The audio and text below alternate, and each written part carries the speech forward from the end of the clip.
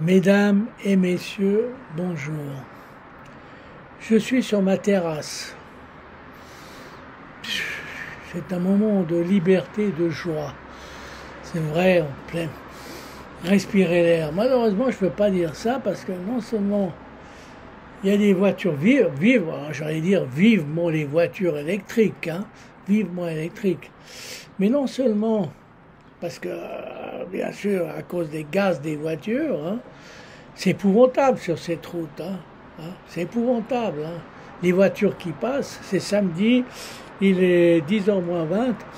Mais j'ai un voisin ici en bas qui n'arrête pas de fumer. Et sa fumée n'arrête pas de monter jusqu'ici. Déjà, la pauvre voisine d'en bas, elle s'est plainte parce qu'elle disait j'ai l'impression que le monsieur, il fume des drôles de cigarettes. Moi, c'est bizarre. Quand je pense, voilà. Hier, j'ai promis que j'allais plus faire de critiques, mais je suis obligé d'en faire parce que, vu la situation, les critiques, je me souviens, la mère, je ne sais pas comment elle s'appelle, je ne veux pas citer son nom, conseillère, qui soutient les gens, les drogués, qui soutient la fumette et tout et compagnie, vous savez, qui soutient énormément les drogués. Moi, les drogués, c'est eux qui en prennent la responsabilité. Je ne vois pas pourquoi on doit les soutenir, hein, les gens accros. Il faut qu'ils aillent chez un psychologue. On est tous plus ou moins accros à un journal, à l'écriture, à n'importe quoi. Vous savez, j'ai connu des gens accros à l'époque. Ils couraient le matin comme ça, ils se lançaient sur le journal de la Suisse. S'ils n'avaient pas ça, ils devenaient fous. On est tous accros de quelque chose. Mais les gens accros à la cigarette, c'est vraiment des malades. Donc il faudrait qu'ils aillent chez un psychiatre ou un psychologue. Bon, j'espère que le psychiatre, le psychologue ne fume pas comme lui, hein, parce que moi je connais des médecins qui fument, c'est des sacrés fumeurs. D'ailleurs, en Russie, je me suis fait soigner par un médecin qui n'arrêtait pas de fumer. Alors lui, chaque fois, je le voyais dans la rue en train de fumer. Après chaque consultation, il allait dans la rue, il fumait. Mais bon, lui, il allait dans la rue, il emmerdait personne, hein, loin du bâtiment.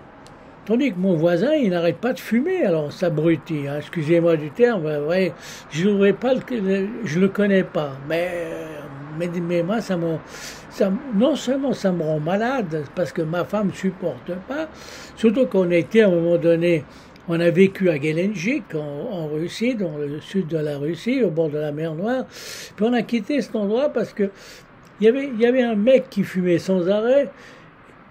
Et ça gênait ma femme parce que ça lui donnait des maux de tête et tout ça. Et on a quitté exprès, on est parti, on a vécu, je crois, 2 ans ou un peu plus, et on a quitté à cause de ça. Non seulement à cause de ça, aussi à cause d'un chien. À 3 heures du matin qui commençait à aboyer, qui réveillait tout le monde. Et dans l'histoire, il y avait un flic qui est dans le bâtiment, très gentil, mais je lui ai dit, écoutez, vous avez vu, avec mon russe élémentaire, j'ai essayé de m'exprimer, je lui dis, et puis il me dit, mais je peux rien faire, parce que c'était sûrement un oligarque. Alors avec ces oligarques, ils se permettent un peu de tout, hein. Vous voyez ce qui se passe actuellement, hein. Non, mais c'est vrai. Alors, j'ai bien bon me taire, comme hier, j'ai dit, je veux faire aucune critique, mais déjà mon voisin, il commence à me taper sur le système, je veux quand même pas prendre un fusil, lui tirer dessus, je suis pas corse, excusez-moi, je voulais dire, je suis pas, ouais, bon, parce qu'il y a des gens comme ça, vous savez, dès que ils supportent pas un voisin, et ben ils sortent leur fusil de chasse, hein. Malheureusement, moi je fais pas de chasse et j'ai pas de fusil. D'ailleurs, j'avais une arme à un moment donné, et je l'ai fait de cadeau à un neveu qui était douanier. Bon, lui, il adorait ça, il adorait chasser, et moi, je trouvais que ça, c'était débile. La chasse, ça va quand on est à l'époque, lorsqu'on était sauvage, plus ou moins sauvage, mais maintenant, bon, ça c'est réservé uniquement les gens qui habitent les montagnes, qui veulent chasser l'ours ou le renard, ou alors le loup. Quelle histoire avec le loup, quelle histoire. C'est vrai qu'il commence à emmerder, je comprends les gens qui possèdent des moutons, qui possèdent des vaches, puis ils se font attaquer par des loups, mais il me semble que si si ma mémoire est bonne, je crois qu'il a été introduit, il n'est pas venu tout seul, c'est qu'à un moment donné, les gens, ils se sont dit, ah, pour créer la faune, comme à l'époque, on va réintroduire le loup, hein, à moins que je me trompe, mais c'est vrai que, vous savez, on vit dans un monde très, très bizarre. Attendez voir, je règle un peu. Dans un monde très bizarre. On se demande si un jour, quand il n'y aura plus de maladies, un jour qu'il n'y aura plus de maladies, on va introduire certains microbes, certaines maladies. On s'est dit, merde, il n'y a plus de grippe. C'est vrai qu'il n'y a plus de grippe. Alors on va introduire une grippe. Hein? Tout ça au moins pour que les médecins puissent gagner plus de fric, hein, puis pour que les hôpitaux puissent remplir leur chambre, pour que les lits puissent être utilisés. Hein. Non, mais c'est vrai que j'ai l'impression que la société n'aime pas une société parfaite, le monde parfait. La société cherche tout, à faire tout pour que la société soit de travers.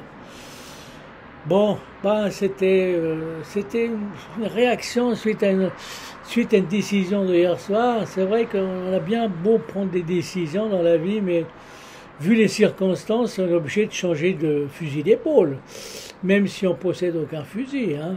Ouais, vous voyez ce que je veux dire. Hein. Non, c'est pas une plaisanterie, mais réfléchissez bien. Allez, bonne journée, monsieur, dame. Hein.